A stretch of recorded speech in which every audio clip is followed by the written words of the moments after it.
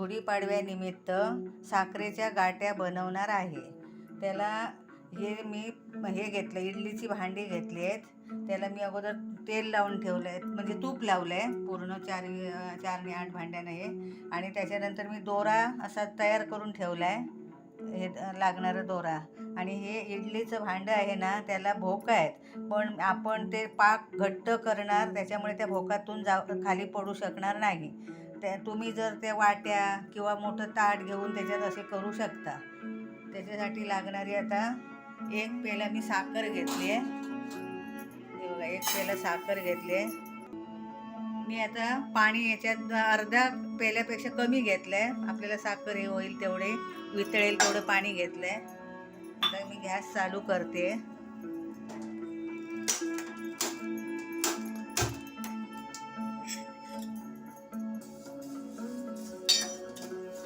हे बघा, हे आता पाणी जेवढं साखर आहे त्याच्यापेक्षा कमी पाणी घातलं आहे. पावभाग म्हटलं तरी चालेल, अर्ध्यापेक्षा कमी म्हणजे पावभागच आहे. हे सगळं आता विरघळू द्यायचं आहे.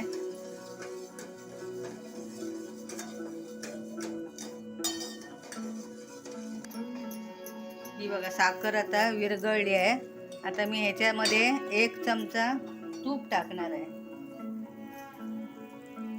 तूप ह्याच्यासाठी की ते गाठ्या असतात ना, त्या चांगल्या खुसखुशीत होतात त्याच्यामुळे, म्हणून तूप टाकलं आहे बघा. त्या गाठ्या त्याच्यामुळे खुसखुशीत होणार, व्यवस्थित तुटल्या जातात ते तोडता वेळी. हे बघा, हे आता होत आलं आहे. मी जरा पाण्यामध्ये हे टाकून बघते किती घट्ट झालं आहे ते.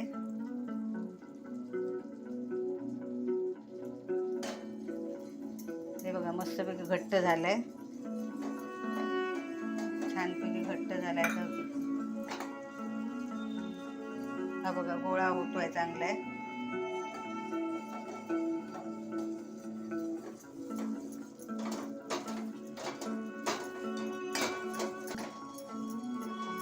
हे बघा, मी आता गॅस बंद करते. झालंय आता पाक.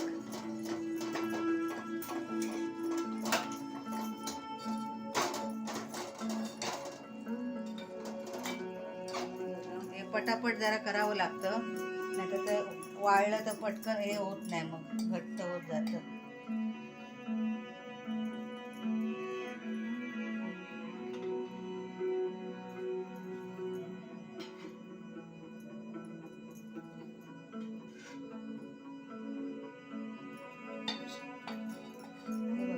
याच्यामध्ये आता मी थोडं केसर टाकणार आहे कलर येण्यासाठी.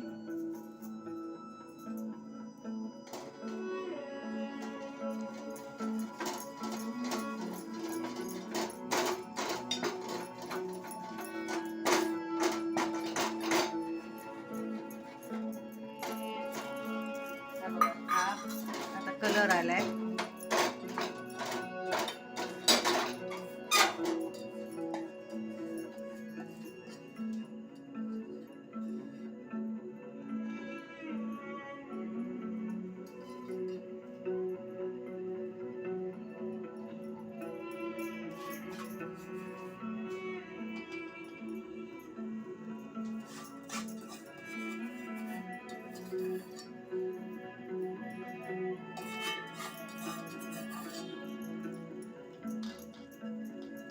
मस्तपैकी वाट्या तयार झाल्या.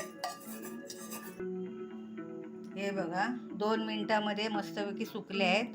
हे बघा, चांगले खळखळीत झाले आहेत. हे बघा,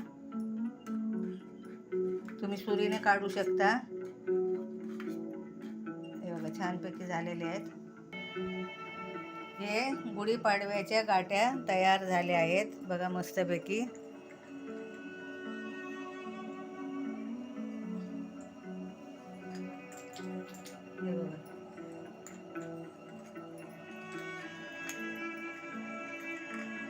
छानपैकी